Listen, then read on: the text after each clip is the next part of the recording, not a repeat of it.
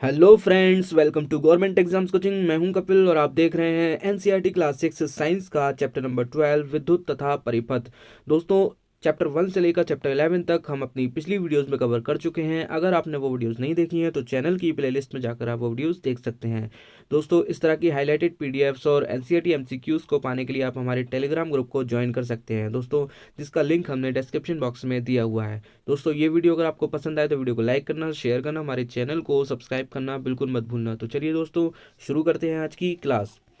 हम विद्युत का उपयोग अपने बहुत से कार्यों को आसान बनाने के लिए करते हैं। विद्युत मतलब दोस्तों बिजली। ठीक है, उदाहरण के लिए हम बिजली का उपयोग कुएं से पंप द्वारा जल बाहर निकालने अथवा जमीन की सतह से जल को छत पर रखी हुई टंकी में पहुंचाने के लिए करते हैं। अन्य कौन कौन से कार्य हैं जिनके लिए आप विद्युत का उपयोग करते हैं? दोस्तों, हम अपने दैनिक जीवन में बिजली का बहुत उपयोग करते हैं। ठीक है, उनमें से कुछ को सूचीबद्ध कर अपनी नोटबुक में लिखिए। ठीक है, हमें गर्मी लग रही है, हम पंखा चला लेते हैं। ठीक है, हम अंधेरे कमरे में रोशनी करना चाहते हैं, हम बल्ब जला लेते हैं। ठीक है, तो हम अपने दैनिक जीवन में बिजली का अधिक उपयोग करते हैं। क्या आपकी सूची में प्रकाश के लिए विद्युत का उपयोग सम्मिलित है? जी हाँ, बिल्कुल। हम कमरे में प्रकाश करने के लिए या कहीं भी प्रकाश करने के लिए विद्युत का उपयोग करते हैं, बिजली का उपयोग करते हैं। सूरज छिपने के बाद भी विद्युत हमारे घरों, सड़कों, दफ्तरों तथा फैक्ट्रियों को प्रकाशित करती है। जी हाँ, बिल्कुल। कि रात में लगातार काम करने में हमारी सहायता करती है। विद्युत हमें बिजली घर से प्राप्त होती है। ठीक है, फिर भी विद्युत की आपूर्ति ठप हो सकती है या कई स्थानों पर अनुपलब्ध हो सकती है। ऐसी स्थिति में प्रकाश के लिए टॉर्च का उपयोग करते हैं। ठीक है, टॉर्च में एक बल्ब होता है, जब इसका स्विच दबाते हैं तब यह प्रकाश देने लगता है। ठीक है, टॉर्च को विद्युत कहाँ से मिलती है? ये हमारा क्वेश्चन है कि टॉर्च को बिजली कहाँ से मिलती है जिसकी वजह से हम अंधेरे में प्रकाश कर सकते हैं टॉर्च की वजह से। तो चलिए पढ़ते हैं आगे। विद्युत सेल। टॉर्च के बल्ब को विद्युत विद्युत सेल से मिलती है। ठीक है, टॉर्च के बल्ब को बिजली कहाँ से मिलती है? बिजली सेल से, विद्युत सेल से। अब विद्युत सेल क्या है ये देखते हैं। विद्युत सेल का उपयोग विद्युत स्रोत के रूप में अलार्म, घड़ी, कलाई घड़ी, रेडियो, कैमरा तथा अन्य युक्तियों में किया जाता है। विद्युत सोर्स के रूप में विद्युत सेल का उपयोग इन चीज़ों में हम करते हैं। क्या आपने कभी विद्युत सेल को ध्यानपूर्वक देखा है? आपने ये देखा होगा कि इसके एक ओर धातु की टोपी तथा दूसरी ओर धातु की डिस्क होती है। ठीक है, इसके एक ओर धातु की टोपी होती है, एक उठा हुआ भाग होता है जिसको हम धातु की टोपी बोलते हैं, और दूसरी तरफ उसके नीचे वाले भाग में एक गड्ढा टाइप का होता है जिसको हम धातु की डिस्क बोलते हैं या फिर चक्रिका बोलते हैं। ठीक है, क्या आपने विद्युत सेल के ऊपर एक धन चिन्ह तथा ऋण चिन्ह देखा है? जी हाँ, बिल्कुल देखा है। जो टोपी वाला भाग होता है, जो उठा हुआ भाग होता है, उसकी तरफ को हमने विद्युत सेल पर प्लस का साइन देखा है, और गड्ढे वाली साइड के मतलब डिस्क की तरफ को हमने माइनस चिन्ह देखा है। ठीक है, तो जो धातु की टोपी वाला भाग है उसकी तरफ को प्लस साइन होता है और डिस्क की तरफ को माइनस साइन होता है। ठीक है, तो विद्युत सेल में धातु की टोपी धनात्मक सिरा, ठीक है, धातु की टोपी धनात्मक सिरा तथा धातु की डिस्क ऋणात्मक सिरा कहलाता है। ठीक है, धातु की डिस्क जो है वो ऋणात्मक सिरा कहलाता है। सभी विद्युत सेलों में दो सिरे होते हैं, जिनमें एक धनात्मक सिरा होता है तथा दूसरा ऋणात्मक सिरा होता है। ठीक है, एक धन टर्मिनल होता है और दूसरा ऋण टर्मिनल होता है। ठीक है दोस्तों, विद्युत सेल में दो सिरे होते हैं, सभी विद्युत सेलों में दो सिरे होते हैं, एक पॉजिटिव होता है और एक निगेटिव होता है। विद्युत सेल में संचित रासायनिक पदार्थों से सेल जो है वो विद्युत उत्पन्न करता है। इस विद्युत सेल में बिजली कहाँ से आती है? दोस्तों, विद्युत सेल में रासायनिक पदार्थ होते हैं, इसके अंदर रासायनिक पदार्थ होते हैं जिसकी वजह से ये जो है बिजली उत्पन्न करता है। जब विद्युत सेल में संचित रासायनिक पदार्थ इस्तेमाल कर लिए जाते हैं दोस्तों, जब इसका यूज़ हो जाता है, इसके अंदर जो रासायनिक पदार्थ होते हैं वो खत्म हो जाते हैं, तो विद्युत सेल जो है वो विद्युत पैदा करना बंद कर देता है। ठीक है, तब तब उस विद्युत सेल को एक नए विद्युत सेल से बदलना पड़ता है। ठीक है, चेतावनी देख लेते हैं पहले। आपने विद्युत खंभों, विद्युत उपकेंद्रों तथा अन्य स्थानों पर इस प्रकार का चिन्ह देखा होगा, ये आपने, ठीक है, ये चिन्ह आपने जरूर देखा होगा। यह दर्शाता है कि विद्युत का उपयोग उचित रूप से न किया जाए तो यह अत्यंत खतरनाक हो सकता है, अत्यधिक जानलेवा हो सकता है। यदि विद्युत तथा विद्युत युक्तियों को असावधानी पूर्वक बरता जाए तो यह गंभीर चोट अथवा मृत्यु तक का कारण बन सकती है। अतएव आपको कभी भी विद्युत के तारों तथा सॉकेट आदि से प्रयोग करने का प्रयत्न नहीं करना चाहिए। यह भी याद रखिए कि सुबाह्य जनरेटर, जिन्हें हम पोर्टेबल जनरेटर कहते हैं, जो आप लोगों के घर में होता है नॉर्मली, ठीक है, तो उसके द्वारा उत्पन्न विद्युत भी इतनी ही खतरनाक होती है दोस्तों। विद्युत संबंधित सभी क्रियाकलापों के लिए केवल साधारण बैटरी का ही उपयोग करना चाहिए, इस बैटरी का ही आपको यूज़ करना चाहिए। ठीक है, आगे पढ़ते हैं। टॉर्च के बल्ब में कांच का एक बाहरी आवरण धातु की सतह पर चिपका होता है। ठीक है, कांच का एक बाहरी आवरण, ये जो आप आवरण देख रहे हैं ये धातु की सतह पर चिपका होता है, इस सतह पर। ठीक है, ये धातु कांच का आवरण धातु की सतह पर चिपका होता है। बल्ब के कांच के आवरण के अंदर क्या होता है, इसके अंदर क्या होता है दोस्तों, इसके अंदर एक तंतु होता है। ठीक है, जिसके बारे में अभी पढ़ेंगे। एक टॉर्च लीजिए तथा इसके बल्ब के भीतर देखिए। आप अपने अध्यापक की सहायता से इस बल्ब को टॉर्च से बाहर भी निकाल सकते हैं। आप क्या देखते हैं, क्या आप कांच के बल्ब के मध्य एक पतला सा तार देखते हैं? जी हाँ, ये जो आप तार देख रहे हैं ये पतला सा तार ये बल्ब के अंदर होता है। ठीक है, अब टॉर्च का स्विच दबाइए तथा देखिए कि बल्ब का कौन सा भाग दीप्त होता है, कौन सा भाग जलता है। जब आप टॉर्च का स्विच ऑन करेंगे तो आप देखेंगे ये पतला तार ही दोस्तों यही जल रहा होता है। ठीक है, तो प्रकाश उत्सर्जित करने वाले पतले तार को, इस पतले तार को बल्ब का तंतु कहते हैं। क्या कहते हैं दोस्तों, इस तार को, इस पतले तार को जो कि जलता है इसको हम कहते हैं तंतु। ठीक है, यह तंतु दो मोटे तारों के बीच लगा होता है दोस्तों। ये तंतु जो है वो दो मोटे तारों के बीच में लगा होता है। ये जो आप तार खड़े हुए देख रहे हैं इन दोनों तारों के बीच में ये तंतु लगा होता है। ठीक, जैसा कि चित्र 12.2 बी में दर्शाया गया है। ये मोटे तार तंतु को आधार प्रदान करते हैं। ठीक है, इन मोटे तारों में से एक मोटा तार बल्ब की सतह पर धातु के ढांचे से जुड़ा हुआ होता है। ठीक है, इन मोटे तारों में से एक मोटा तार कहाँ जुड़ा होता है, बल्ब की सतह पर धातु के ढांचे से। देखिए, इस ढांचे से, इस ये ढांचा आप देख रहे हैं, ये बल्ब के नीचे धातु का जो ढांचा है इस ढांचे से एक मोटा तार जुड़ा हुआ होता है। ठीक है, अब दूसरा तार किससे जुड़ा होता है, दूसरा मोटा तार आधार केंद्र पर धातु की नोक से जुड़ा हुआ होता है। ठीक है, ये नोक से, इस तरह की ये नोक, ठीक है, धातु की जो नोक है इससे जुड़ा हुआ होता है। ठीक है, तो दो तार होते हैं, दो मोटे तार होते हैं। ठीक है, दो मोटे तार में से एक तार जो है वो धातु की इससे जुड़ा होता है। ठीक है, धातु की ढांचे से जुड़ा हुआ होता है। ठीक है, एक मोटा तार किससे जुड़ा होता है, धातु के ढांचे से जुड़ा हुआ होता है। ठीक है, और दूसरा मोटा तार धातु की नोक से जुड़ा हुआ होता है। ठीक, बल्ब के आधार पर धातु का ढांचा तथा धातु की नोक बल्ब के दो टर्मिनल होते हैं। ठीक है, अब ये जो एक तार धातु के ढांचे से जुड़ा हुआ है। ठीक है, और दूसरा तार उसकी धातु की नोक से जुड़ा हुआ है। तो ये जो बल्ब के दो टर्मिनल है यही दो टर्मिनल है दोस्तों, एक तो धातु का ढांचा हो गया ये, ठीक है, और दूसरा धातु की नोक हो गई। तो बल्ब के दो टर्मिनल कौन कौन से हैं, धातु का ढांचा और धातु की नोक। ठीक, आगे पढ़ते हैं। ये दोनों टर्मिनल इस प्रकार लगाए जाते हैं कि ये एक दूसरे को ना छुएं। घरों में उपयोग होने वाले विद्युत बल्बों की भी ऐसी ही संरचना होती है दोस्तों। हमारे जो विद्युत बल्ब यूज़ होते हैं, बिजली के बल्ब हमारे घरों में यूज़ होते हैं, इनमें भी सेम यही संरचना होती है। इनमें भी दो टर्मिनल होते हैं, एक धातु का ढांचा होता है और दूसरा धातु की नोक होती है। इस प्रकार विद्युत बल्ब दोनों में ही दो दो टर्मिनल होते हैं। ठीक है, इनमें ये दो टर्मिनल क्यों होते हैं, पहले चेतावनी देख लेते हैं। विद्युत सेल के दो टर्मिनलों से जुड़े तारों को स्विच तथा बल्ब जैसी युक्ति को बीच में जोड़े बिना आपस में कदापि ना मिलाएं। दोस्तों, दोनों टर्मिनलों को आपस में कभी भी नहीं मिला लेना है, सिर्फ बीच में स्विच तथा बल्ब जैसी युक्ति को ही बीच में जोड़ना है। ठीक है, यदि आप ऐसा करेंगे तो विद्युत सेल के रासायनिक पदार्थ बड़ी तेजी से खर्च हो जाएंगे और सेल जो है वो कार्य करना बंद कर देगा। अगर आप ऐसा करेंगे, दोनों टर्मिनलों को जोड़ेंगे, तो दोनों टर्मिनलों से जुड़े तारों को अगर आप जोड़ेंगे तो क्या होगा, विद्युत सेल के अंदर जो रासायनिक पदार्थ होते हैं जिसकी वजह से बल्ब जो है वो जलता है वो बहुत जल्दी से खत्म हो जाएंगे और सेल जो है वो कार्य करना बंद कर देगा। आगे पढ़ते हैं। विद्युत सेल से जुड़ा हुआ बल्ब। आइए विद्युत सेल का उपयोग करके एक बल्ब को दीप्तिमान करने का प्रयास करते हैं। विद्युत सेल का उपयोग करके हमें क्या करना है, एक बल्ब को जलाना है। ठीक है, ऐसा हम किस प्रकार करते हैं, क्रियाकलाप 2 देखते हैं। विभिन्न रंगों के प्लास्टिक का आवरण चढ़े विद्युत तार के 4 टुकड़े लीजिए। आपको क्या करना है, तार के 4 टुकड़े लेने हैं। प्रत्येक तार के टुकड़े के दोनों सिरों से प्लास्टिक आवरण को हटा देना है। अब आपको क्या करना है, हर तार के दोनों तरफ से जो प्लास्टिक आवरण चढ़ा हुआ है थोड़ा थोड़ा हटा देना है। ठीक है, इस प्रकार दोनों सिरों पर धातु का तार अनावृत हो जाएगा। आप क्या देखेंगे कि दोनों सिरों पर, प्रत्येक तार के दोनों सिरों पर जो धातु का तार है वो थोड़ा थोड़ा दिखने लगा है।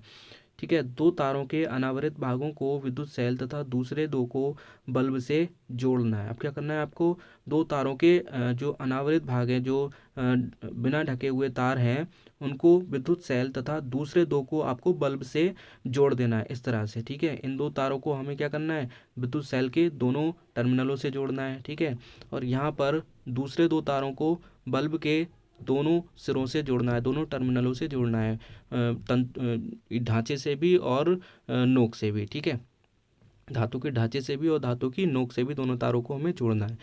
बल्ब के साथ तारों को जोड़ने के लिए आप विद्युत रोधी टेप का यूज़ कर सकते हैं। ठीक है, अब बल्ब के जो दोनों तार हमने जोड़े हैं, इन पर आपको टेपिंग करनी है टेप से। और सेल के लिए रबड़ बैंड या टेप का उपयोग कर सकते हैं। अब सेल के लिए आप रबड़ बैंड का भी यूज़ कर सकते हैं और विद्युत टेप का भी यूज़ कर सकते हैं। ठीक है, जिससे कि दोनों तार जो है ये छूटे नहीं। अब बल्ब तथा विद्युत सेल को अलग अलग 6 भिन्न भिन्न ढंगों से आपको जोड़ना है, जैसा कि चित्र 12.5 ए से 12.5 एफ में दर्शाया गया है। प्रत्येक व्यवस्था में देखिए कि बल्ब दीप्त होता है या नहीं, बल्ब जलता है या नहीं। प्रत्येक व्यवस्था के लिए हाँ या नहीं लिखिए। देखिए चित्र ए में देखिए क्या हो रहा है, जो हमने दो तार सेल से जोड़े थे, सेल के दोनों टर्मिनलों से जोड़े थे, और यहाँ पर दो तार बल्ब के दोनों टर्मिनलों से जोड़े थे, हमने उन्हें मिला दिया। ठीक है, तो यहाँ पर जो है वो बल्ब जल रहा है। ठीक है, यहाँ हमने बल्ब के और सेल के दोनों टर्मिनलों को जोड़ा नहीं है। यहाँ पर हमने क्या किया है, जो सेल का डिस्क वाला तार था और बल्ब की धातु की नोक वाला तार था, उनको हमने बीच में नहीं जोड़ा, जिसकी वजह से बल्ब जो है वो नहीं जला। क्यों नहीं जला, क्योंकि यहाँ पर जो विद्युत परिपथ है वो कंप्लीट नहीं हो पा रहा। ठीक है, यहाँ पर ओपन जो सर्किट है वो बन रहा है, यहाँ पर क्लोज सर्किट नहीं बन पा रहा है, जिसकी वजह से बल्ब जो है वो नहीं जलेगा। ठीक है, यहाँ पर भी हमने क्या किया है, तारों को नहीं जोड़ा है, जिसकी वजह से बल्ब यहाँ पर भी नहीं जल रहा है। ठीक है, चित्र डी में देखते हैं, यहाँ पर धातु के ढांचे और धातु की नोक वाले दोनों तारों को हमने डिस्क से जोड़ दिया है, सेल की डिस्क से जोड़ा है। ठीक है, तो यहाँ पर भी बल्ब जो है वो नहीं जलेगा। हमें क्या करना है, एक तार को हमें दूसरे टर्मिनल से, सेल के दूसरे टर्मिनल से जोड़ना होता है। ठीक है, चाहे वो आप किसी भी किसी भी टर्मिनल को किसी भी सेल के टर्मिनल से जोड़ सकते हैं। चाहे आप धातु की नोक को सेल के टोपी वाले टर्मिनल से जोड़ सकते हैं, चाहे आप सेल के डिस्क वाले टर्मिनल से जोड़ सकते हैं, लेकिन दोनों टर्मिनलों को दोनों सेल से जोड़ना है। ठीक है, यहाँ पर क्या हुआ है, यहाँ पर भी सेम हुआ है, यही हुआ है। यहाँ पर क्या किया है इन्होंने, दोनों टर्मिनलों को, बल्ब के दोनों टर्मिनलों को सेल के एक ही टर्मिनल से जोड़ दिया है। ठीक है, यहाँ पर भी इस वजह से बल्ब नहीं जला है। चित्र एफ में देखते हैं, इन्होंने क्या किया है, बल्ब की नोक वाले सिरे को इन्होंने सेल के टोपी वाले भाग से जोड़ दिया है। ठीक है, और ढांचे वाले सिरे को इन्होंने डिस्क वाले सिरे से जोड़ दिया है। तो यहाँ पर बल्ब जो है वो जल जाएगा। मैंने आपको बताया कि किसी भी भाग को किसी भी भाग से जोड़ सकते हैं, सेल के किसी भी टर्मिनल को बल्ब के किसी भी टर्मिनल से जोड़ सकते हैं, लेकिन एक ही टर्मिनल से नहीं जोड़ना है। ठीक है, तो यहाँ पर इन्होंने सेल के दोनों टर्मिनल को बल्ब के दोनों टर्मिनल से अलग अलग जोड़ा है, जिसकी वजह से बल्ब जो है वो दीप्तिमान हो गया है। ठीक है, आगे पढ़ते हैं। अब उन व्यवस्थाओं को ध्यानपूर्वक देखिए जिनमें बल्ब जो है वो दीप्त होता है। इन व्यवस्थाओं की तुलना दूसरी व्यवस्थाओं से कीजिए जिनमें बल्ब दीप्त नहीं होता है। क्या आप इस अंतर का कारण बता सकते हैं। चित्र 12.5 ए में विद्युत सेल के एक टर्मिनल से प्रारंभ करके अपनी पेंसिल की नोक को तार के अनुदिश बल्ब तक लाइए। आपको क्या करना है, 12.5 ए में पेंसिल की नोक को विद्युत टर्मिनल टोपी वाले सिरे से, विद्युत टर्मिनल के धन वाले सिरे से स्टार्ट करके आपको पेंसिल हटानी नहीं है, सिर्फ इसके ऊपर चलाते जाना है। ठीक है, और यहाँ से चलाते हुए सेल के ऋणात्मक सिरे तक आपको लाना है, डिस्क वाले सिरे तक आपको लाना है।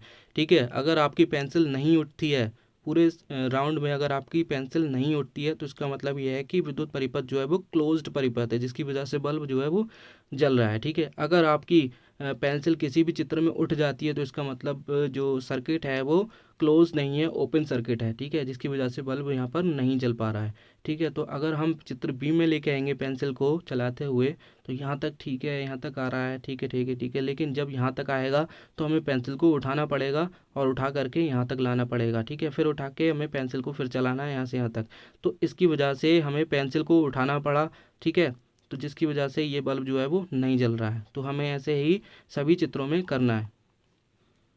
अब इस कार्य को चित्र 12.5 की तरह शेष व्यवस्थाओं के लिए दोहराइए। क्या उन व्यवस्थाओं में बल्ब दीप्त होता है जिनमें सेल के एक टर्मिनल से वापस दूसरे टर्मिनल तक पहुंचने में पेंसिल को ऊपर उठाना पड़ता है? जी नहीं।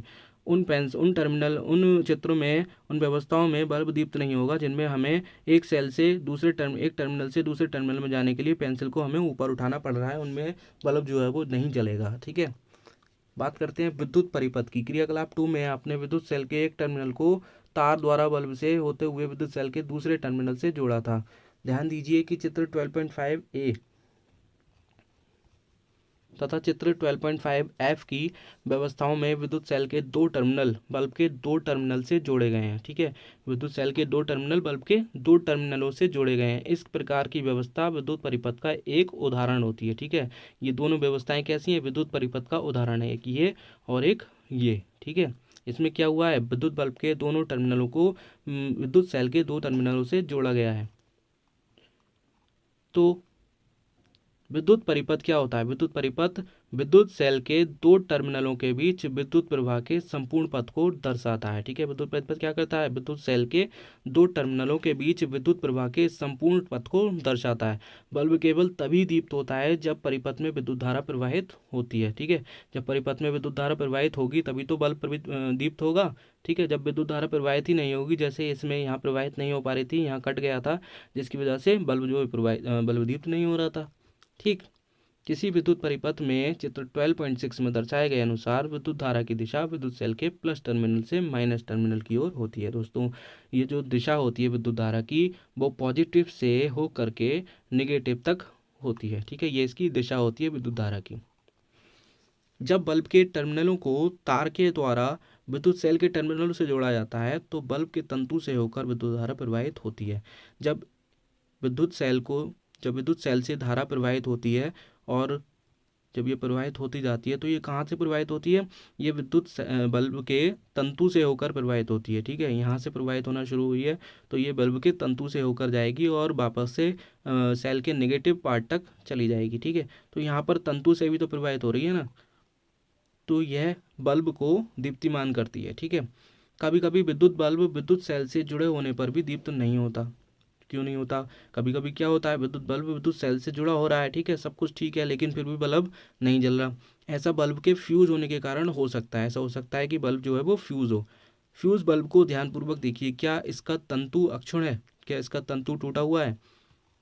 विद्युत बल्ब कई कारणों से फ्यूज हो सकता है। इनमें से एक कारण है बल्ब के तंतु का खंडित होना, बल्ब के तंतु का टूटा हुआ होना।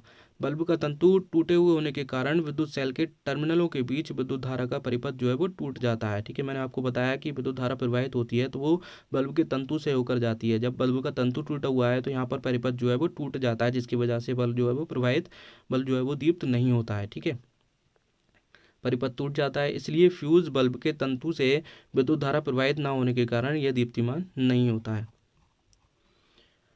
क्या अब आप ये बता सकते हैं कि चित्र 12.5 बी, सी, डी तथा ई में आपके प्रयास करने पर भी बल्ब दीप्तिमान क्यों नहीं होता है? दोस्तों, बल्ब दीप्तिमान होने के लिए विद्युत परिपथ का क्लोज होना बहुत ज़रूरी है, लेकिन यहाँ पर बी, सी, डी और ई में बल्ब जो है वो परिपथ जो है वो पूरा नहीं हो पा रहा था, जिसकी वजह से यहाँ बल्ब जो है वो दीप्त नहीं हो पा रहे थे। अब हमें ज्ञात है कि विद्युत सेल का उपयोग कर बल्ब को दीप्तिमान कैसे किया जाता है। क्या आप अपने लिए एक टॉर्च बनाना पसंद करेंगे? जी हाँ, बिल्कुल। क्रियाकलाप 3 में टॉर्च बनाना सीखते हैं। एक टॉर्च बल्ब चाहिए आपको तथा तार का एक टुकड़ा चाहिए। पहले की तरह तार के दोनों सिरों को प्लास्टिक आवरण को हटाइए। आपको क्या करना है? थोड़ा थोड़ा तार को छीलना है। चित्र 12.7 में दर्शाए अनुसार तार के एक सिरे को बल्ब के धातु के ढांचे के चारों ओर लपेटिए। आपको क्या करना है? तार के एक सिरे को बल्ब के ढांचे के चारों ओर लपेटना है, धातु के ढांचे के चारों तरफ लपेटना है। ठीक है, तार के दूसरे सिरे को रबड़ बैंड की सहायता से विद्युत सेल के ऋणात्मक टर्मिनल से जोड़िए। अब आपको क्या करना है? दूसरे सिरे को ऋणात्मक टर्मिनल से जोड़ना है। ठीक है, अब बल्ब के आधार की नोक अथवा इसके टर्मिनल को विद्युत सेल के धनात्मक टर्मिनल पर रखिए। अब आपको क्या करना है? बल्ब की नोक, जो कि नोक है, आपको क्या करना है? इस टोपी वाले सिरे पर रखना है। इस नोक को, बल्ब की नोक को सेल के टोपी वाले सिरे पर या फिर धनात्मक सिरे पर आपको रखना है। क्या बल्ब दीप्तिमान होता है? जी हाँ, बिल्कुल, बल्ब जो है वो जल जाएगा। पहेली के पास बल्ब तथा सेल जोड़ने की दूसरी व्यवस्था है, क्या इस व्यवस्था में बल्ब जलेगा? देखते हैं दोस्तों, पिछली व्यवस्था में क्या हुआ था, जो बल्ब के ढांचे वाला भाग था वो सेल की डिस्क के साथ जोड़ा गया है, ठीक है। लेकिन यहाँ पर बल्ब के ढांचे वाला भाग सेल के टोपी वाले भाग के साथ जोड़ा गया है, ठीक है। और यहाँ पर क्या हुआ था, जो धातु की नोक थी उसको टोपी वाले भाग के साथ जोड़ा गया था, मतलब धनात्मक सिरे के साथ जोड़ा गया था। लेकिन यहाँ पर धातु की नोक को डिस्क वाले भाग के साथ जोड़ा जाएगा। तो दोस्तों इस व्यवस्था में भी बल्ब जो है वो जल जाएगा, क्योंकि हमने यहाँ पर पढ़ा है कि सेल के यानी बल्ब के किसी भी टर्मिनल को सेल के किसी भी टर्मिनल से जोड़ा जा सकता है। जैसे यहाँ पर हमने ढांचे को सेल के धन टर्मिनल से जोड़ा था और धातु की नोक को सेल के ऋण टर्मिनल से जोड़ा था, तो बल्ब दीप्तिमान हो गया था। यहाँ पर भी हमने सेल के ढांचे को बल्ब के ढांचे को सेल के डिस्क टर्मिनल से जोड़ा था, ठीक है, ऋण टर्मिनल से जोड़ा था। और यहाँ पर धातु की नोक को धन टर्मिनल से जोड़ दिया था, ठीक है। तो इस व्यवस्था में भी जो है वो बल्ब जो है वो दीप्तिमान हो जाएगा। आगे पढ़ते हैं। अब बल्ब को विद्युत सेल के टर्मिनल से हटाइए। क्या अब बल्ब अभी भी प्रकाशित है? क्या यह टॉर्च को ऑन व ऑफ करने के समान नहीं है? जी हाँ दोस्तों, अब जो है वो बल्ब नहीं जलेगा। जब हम इसको तारों को हटा देंगे या फिर बल्ब को हटा देंगे इस धन टर्मिनल से या ऋण टर्मिनल से, तो बल्ब जो है वो जलना बंद कर देगा, ठीक है। तो यह टॉर्च को ऑन व ऑफ करने के समान जैसा ही है। विद्युत स्विच पढ़ते हैं।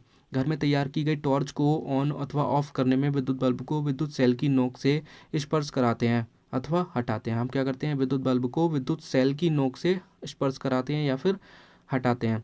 यह एक साधारण विद्युत स्विच था, इसे उपयोग करना सुविधाजनक नहीं है। हम अपने उपयोग के लिए दूसरा सरल एवं सुविधाजनक स्विच बना सकते हैं। क्रियाकलाप 4 देखते हैं। आप 2 ड्राइंग पिन लेंगे, ठीक है, एक सुरक्षा पिन लेंगे, 2 तार लेंगे तथा थर्माकोल या फिर लकड़ी के बोर्ड से एक विद्युत स्विच तैयार कर सकते हैं। सुरक्षा पिन की रिंग में एक ड्राइंग पिन लगाकर इसे थर्माकोल शीट पर गाड़ दीजिए। इस तरह से पिन के निचले वाले भाग में एक ड्राइंग पिन लगाकर इसे थर्माकोल से शीट पर गाड़ देंगे, जैसा कि चित्र 12.8 में दिखाया गया है। यह सुनिश्चित कीजिए कि सुरक्षा पिन आसानी से घूम सके। आप देखेंगे कि सुरक्षा पिन जो है वो सेफ्टी पिन जो है वो ईजिली चारों तरफ घूम रही है। अब दूसरी ड्राइंग पिन को थर्माकोल शीट पर इस तरह लगाएं कि सुरक्षा पिन का स्वतंत्र सिरा इसे स्पर्श कर सके। अब आपको दूसरी ड्राइंग पिन को इस तरह से लगाना है कि ये जो पिन है सेफ्टी पिन, इसको टच कर सके। जब हम इसको घुमाएंगे तो दूसरी ड्राइंग पिन को इजीली स्पर्श कर सके, टच कर सके। इस प्रकार जुड़ा हुआ सुरक्षा पिन इस क्रियाकलाप में आपका स्विच होगा। ये जो सेफ्टी पिन होगी आपकी क्या होगी, स्विच होगी। अब विद्युत सेल बल्ब तथा स्विच को चित्र 12.9 में दर्शाए अनुसार जोड़कर परिपथ को पूरा कीजिए। अब आप इसको जोड़ेंगे तो ये परिपथ जो है वो पूरा हो जाएगा। सुरक्षा पिन को इस तरह घुमाएं कि उसका स्वतंत्र सिरा दूसरे ड्राइंग पिन को छुए। आप क्या देखते हैं, अब सुरक्षा पिन को ड्राइंग पिन से हटाइए। क्या बल्ब अब भी जलता रहता है? तो जब हम सेफ्टी पिन को इस ड्राइंग पिन से टच कराएंगे तो बल्ब जो है वो जल जाएगा, और जब इस सेफ्टी पिन को इस ड्राइंग पिन से हटा देंगे तो बल्ब जो है वो जलना बंद कर देगा, ठीक है। जब सुरक्षा पिन दोनों ड्राइंग पिनों से स्पर्श करता है तब वह दोनों ड्राइंग पिनों के बीच के रिक्त स्थान को भरता है, ठीक है। जब सुरक्षा पिन यानी सेफ्टी पिन दोनों ड्राइंग पिन को टच करेगा तो क्या होगा, यहाँ पर जो भी दोनों के बीच में गैप है, जो परिपथ है, वो पूरा हो जाएगा, ठीक है। तब इस स्थिति को हम स्विच ऑन कहते हैं, ठीक है। चूँकि सुरक्षा पिन का पदार्थ विद्युत धारा को अपने में से प्रवाहित होने देता है, अतः विद्युत परिपथ पूरा हो जाता है। इस तरह बल्ब जो है वो दीप्तिमान हो जाता है, क्योंकि सेफ्टी पिन क्या करता है, अपने में से इस विद्युत धारा को जो कि पॉजिटिव सिरे से होते हुए नेगेटिव सिरे तक जा रही है उसको अपने में से आने जाने देता है, जिसकी वजह से ये जो परिपथ है पूरा हो जाता है और बल्ब जो है वो जल जाता है। इसके विपरीत जब सुरक्षा पिन दूसरी ड्राइंग पिन से स्पर्श नहीं करती तो विद्युत बल्ब दीप्तिमान नहीं होता। जब ये जो सुरक्षा पिन है दूसरी ड्राइंग पिन से टच नहीं करती है तो परिपथ जो है पूरा नहीं होता, जिसकी वजह से बल्ब जो है वो जल नहीं पाता। इस तरह ड्राइंग पिनों के बीच का रिक्त स्थान बंद नहीं होता है तथा परिपथ पूरा नहीं होता। इस दशा में स्विच जो है वो ऑफ कहलाता है, जैसा कि चित्र 12.9 में आप देख सकते हैं इस तरह से, ठीक है। स्विच एक सरल युक्ति है जो परिपथ को जोड़ या तोड़ सकती है। ये क्या है, स्विच की तरह ही काम कर रहा है ना सेफ्टी पिन, तो ये स्विच परिपथ को जोड़ भी सकती है और तोड़ भी सकती है, ठीक है। घरों में स्विच का उपयोग बल्ब को दीप्तिमान करने तथा अन्य युक्तियों को चलाने के लिए करते हैं। यद्यपि घरों में उपयोग होने वाले स्विच इसी सिद्धांत पर कार्य करते हैं, परंतु उनके डिजाइन जो होते हैं वो जटिल होते हैं, लेकिन हमारे लिए ईजी होते हैं। बात करते हैं विद्युत चालक तथा विद्युत रोधक की। हमने अपने सभी क्रियाकलापों में परिपथ को पूरा करने के लिए धातु के तार उपयोग किए थे। मान लीजिए परिपथ बनाने के लिए धातु के तारों के स्थान पर हम सूती धागे का उपयोग करते हैं। क्या आप सोचते हैं कि इस अवस्था में बल्ब दीप्तिमान होगा? जी नहीं दोस्तों, इस अवस्था में बल्ब जो है वो दीप्तिमान नहीं होगा। विद्युत धारा के प्रवाह के लिए परिपथ में किस प्रकार के पदार्थों का उपयोग किया जाता है, आइए इसका पता लगाते हैं। तो दोस्तों, विद्युत धारा के प्रवाह के लिए परिपथ में धातुओं का उपयोग किया जाता है। ठीक है, आइए क्रियाकलाप से भी पता कर लेते हैं। उससे पहले भुजों को देखते हैं। भुजों ने चित्र 12.11 के अनुसार टॉर्च के आंतरिक आरेख को चित्रित किया है इस तरह से। ठीक है, इसने टॉर्च का एक चित्र बनाया है। जब हम स्विच को ऑन करते हैं तो परिपथ जो है वो पूरा हो जाता है तथा बल्ब दीप्तिमान हो जाता है। क्या आप चित्र में लाल रेखा खींचकर पूरे परिपथ को इंगित कर सकते हैं? तो दोस्तों, यहाँ पर क्या हुआ है, जब ये स्विच ऑन होगा तो ये धातु की नोक पर चढ़ जाएगा, जिसकी वजह से परिपथ जो है वो पूरा हो जाएगा और बल्ब जो है वो दीप्तिमान हो जाएगा। ठीक है, क्रियाकलाप 5 देखते हैं। क्रियाकलाप 4 के लिए प्रयुक्त परिपथ से स्विच को अलग कीजिए। ऐसा करने से आपको चित्र 12.12 ए के अनुसार दो स्वतंत्र तारों के सिरे मिल जाएंगे। आपको क्या करना है, क्रियाकलाप 4 में जो आपने पिन यूज़ की थी, आप पिन को यूज़ करना है, ड्राइंग पिन को आपको हटा देना है, पिन को भी हटा देना है, तो आपको दो स्वतंत्र तार मिल जाएंगे। ठीक है, अब आपको क्या करना है, इन तारों के दोनों सिरों को एक दूसरे के समीप लाएं ताकि ये एक दूसरे को स्पर्श करें। जब आप इन दोनों तारों को स्पर्श कराएंगे तो आप देखेंगे कि परिपथ जो है वो पूरा हो जाएगा और बल्ब जो है वो जल जाएगा। ठीक है, क्या बल्ब जल उठता है? जी हाँ, बिल्कुल बल्ब जो है वो जल उठेगा। अब आप इस व्यवस्था को पदार्थों के परीक्षण के लिए प्रयोग में ला सकते हैं कि ये विद्युत धारा प्रवाहित करते हैं अथवा नहीं। अब आप इन दोनों तारों के बीच में वस्तुओं को रख करके देख सकते हैं कि ये वस्तुएं इस धारा को अपने में से प्रवाहित होने देती हैं या नहीं। ठीक है, तो ये आपका क्या बन जाएगा, ये बन जाएगा चालक परिचित्र। ठीक है, चालक परिचित्र बन जाएगा। जब चालक परिचित्र चाबी के संपर्क में होता है तो बल्ब के जलने की जांच करना। अब आप देखेंगे कि इन दोनों तारों के बीच में चाबी को रखने से ये बल्ब जलता है या नहीं। तो दोस्तों, यहाँ पर बल्ब जो है वो जल जाएगा। जांच करने के लिए विभिन्न प्रकार के पदार्थों जैसे सिक्के, कार्क, रबड़, कांच, चाबियां, पिन, प्लास्टिक का स्केल, लकड़ी का गुटका, एल्यूमीनियम की पत्ती, मोमबत्ती, सिलाई मशीन की सुई, थर्माकोल, कागज तथा पेंसिल की लीड आदि एकत्रित कीजिए। चालक परिचित्र के तारों के स्वतंत्र सिरों को प्रत्येक नमूने से बारी बारी से स्पर्श करें। आप इन चीज़ों को इस चाबी की जगह रख करके बारी बारी से चेक करके देखेंगे कि बल्ब जलता है या नहीं। ध्यान रखिए कि दोनों तार एक दूसरे को स्पर्श ना करें। क्या हर बार बल्ब जलता है? सारणी 12.1 के समान अपनी नोटबुक में एक सारणी बनाइए तथा अपने प्रेक्षणों को अंकित कीजिए। विद्युत चालक एवं विद्युत रोधक। दोस्तों, स्विच के स्थान पर उपयोग की गई वस्तु को हमें यहाँ पर रखना है। ठीक है, पदार्थ जिसका यह बना है उसको हमें यहाँ लिखना है और बल्ब जलता है हाँ या नहीं तो हमें यहाँ लिखना है। दोस्तों, जब हम दोनों तारों के बीच में चाबी रखते हैं तो चाबी जो है वो धातु की बनी हुई थी, जिसकी वजह से बल्ब जो है वो जल उठता है, तो हमें हाँ लिखना है। दोस्तों, रबड़ का यूज़ करते हैं तो रबड़ की बनी हुई होती है, इरेजर रबड़ की बनी होती है, जिसकी वजह से बल्ब जो है वो नहीं जलता है। दोस्तों, प्लास्टिक का स्केल जो हम रखते हैं तो भी बल्ब जो है वो नहीं जलेगा। माचिस की तिल्ली से भी बल्ब नहीं जलेगा क्योंकि लकड़ी की बनी हुई है। कांच की चूड़ी कांच की बनी हुई होती है, जिसकी वजह से बल्ब नहीं जलेगा। लोहे की कील धातु की बनी होती है, जिसकी वजह से जो बल्ब है वो जल जाएगा। आप क्या पाते हैं कि परीक्षण के लिए उपयोग किए गए कुछ पदार्थों से तारों के स्वतंत्र सिरे लगाने पर बल्ब जो है वो दीप्तिमान नहीं होता है। इसका अर्थ यह है कि ये पदार्थ विद्युत धारा को अपने अंदर से प्रवाहित होने नहीं देते। इसके विपरीत बल्ब के जलने से यह पता चलता है कि कुछ पदार्थ अपने अंदर से विद्युत धारा का प्रवाह होने देते हैं, जिसकी वजह से बल्ब जो है वो जल जाता है। तो जो पदार्थ विद्युत धारा का प्रवाह होने देते हैं वे विद्युत चालक कहलाते हैं। ठीक है, जो पदार्थ विद्युत धारा का प्रवाह अपने में से होने देते हैं उनको हम क्या कहते हैं, विद्युत चालक कहते हैं। ठीक है, विद्युत रोधक अपने अंदर से विद्युत धारा को प्रभावित नहीं होने देते, जिसकी वजह से बल्ब जो है वो नहीं जल पाता है। सारणी 12.1 की सहायता से उन पदार्थों के नाम बताइए जो विद्युत चालक हैं और उन पदार्थों के जो विद्युत रोधक हैं। तो दोस्तों, दो तरह के पदार्थ हमने यहाँ पर देखे, एक विद्युत चालक, दूसरा विद्युत रोधक। ठीक है, आपने क्या निष्कर्ष निकाला है, कौन से पदार्थ विद्युत चालक हैं और कौन से विद्युत रोधक?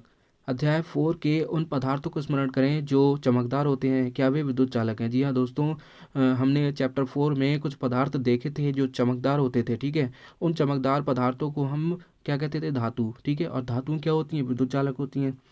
अब आप आसानी से समझ सकते हैं कि तारों को बनाने के लिए तांबा, एल्युमिनियम तथा अन्य धातुएं क्यों प्रयुक्त की जाती हैं। जी हाँ, बिल्कुल हम आसानी से समझ गए हैं कि ऐसी तारों को बनाने के लिए इन धातुओं का ही उपयोग क्यों क्यों किया जाता है, क्योंकि ये धातुएं ही अपने अंदर से विद्युत धारा को प्रवाहित होने देती हैं। इसकी वजह से हम इन तारों का उपयोग इन धातुओं का उपयोग तार बनाने में करते हैं। आइए क्रियाकलाप 4 को स्मरण करें, जिसमें हमने स्विच के साथ एक परिपथ बनाया था। जब स्विच खुली स्थिति में था तब क्या दो ड्राइंग पिन थर्माकोल शीट से जुड़े हुए नहीं थे। चित्र 12.9 देखते हैं दोस्तों। ये देखिए, तो क्या यहाँ पर जब हम ये जो पिन खुली हुई थी, मतलब पिन इस ड्राइंग पिन से जुड़ी हुई नहीं थी, तब भी तो ये थर्माकोल से जुड़ी हुई थी। तो थर्माकोल से जुड़ी हुई थी तब तो बल्ब जल जाना चाहिए था। तो दोस्तों थर्माकोल जो है वो विद्युत रोधक है। अगर ये विद्युत चालक होता तो यहाँ पर परिपथ जो है वो पूरा हो जाता, जिसकी वजह से बल्ब जल उठता। ठीक है, लेकिन थर्माकोल क्या है, विद्युत रोधक है, जिसकी वजह से जो धारा है वो अपने में से प्रवाहित होने नहीं देता, जिसकी वजह से बल्ब जो है वो नहीं जल पाता। ठीक है, परंतु आप जानते हैं कि थर्माकोल एक विद्युत रोधक है, जिसकी वजह से जो अपने अंदर से होने की धारा को प्रवाहित नहीं होने देता थर्माकोल, जिसकी वजह से बल्ब जो है वो प्रवाहित दीप्तिमान नहीं हो पाता है। रिक्त स्थान में जब वायु होती है तब क्या होता है। चूंकि स्विच के दो ड्राइंग पिन के बीच में जब केवल वायु थी तो बल्ब दीप्तिमान नहीं होता है। इसका तात्पर्य है कि वायु भी विद्युत रोधक है। विद्युत चालक तथा विद्युत रोधक हमारे लिए समान रूप से महत्वपूर्ण है। स्विच, विद्युत प्लग, सॉकेट सुचालक पदार्थों से बनाए जाते हैं। दूसरी ओर विद्युत तारों, प्लग के ऊपर के भाग, स्विच तथा विद्युत उपकरणों के अन्य भाग जिन्हें लोग स्पर्श कर सकते हैं, इनको बनाने के लिए रबड़ तथा प्लास्टिक का उपयोग होता है। चेतावनी, आपका शरीर विद्युत का बहुत अच्छा चालक है, अतः विद्युत उपकरणों का उपयोग करते समय सावधानी बरतनी चाहिए। दोस्तों चैप्टर यहाँ पर फिनिश हो गया है। सारांश देखते हैं। विद्युत सेल विद्युत का एक स्रोत होता है। ठीक है, विद्युत सेल क्या होता है, एक लाइट का एक सोर्स होता है। विद्युत सेल में दो टर्मिनल होते हैं, एक धन टर्मिनल होता है और एक ऋण टर्मिनल होता है। धन टर्मिनल सेल के टोपी वाले भाग की तरफ होता है और ऋण टर्मिनल सेल के डिस्क वाले भाग की तरफ होता है। विद्युत बल्ब में एक फिलामेंट होता है जो उसके टर्मिनलों से जुड़ा हुआ होता है, एक तंतु होता है जो उसके टर्मिनलों के तारों से जुड़ा हुआ होता है। विद्युत धारा प्रवाहित होने पर विद्युत बल्ब दीप्त हो उठता है। ठीक है, जब विद्युत धारा प्रवाहित होती है तो बल्ब जो है वो जल उठता है। बंद विद्युत परिपथ में विद्युत धारा विद्युत सेल के एक टर्मिनल से दूसरे टर्मिनल तक प्रवाहित होती है। जी हाँ दोस्तों, बंद विद्युत परिपथ में विद्युत धारा जो है वो विद्युत सेल के धन टर्मिनल से होकर ऋण टर्मिनल तक प्रवाहित होती है। स्विच एक सरल युक्ति है जो विद्युत धारा के प्रवाह को रोकने या प्रारंभ करने के लिए परिपथ को तोड़ती है या फिर पूरा करती है। ठीक है, जिन पदार्थों से होकर विद्युत धारा प्रवाहित हो सकती है उन्हें विद्युत चालक कहते हैं। जिन पदार्थों से होकर विद्युत धारा प्रवाहित नहीं होती उन्हें हम विद्युत रोधक कहते हैं। दोस्तों एक्सरसाइज कर देते हैं।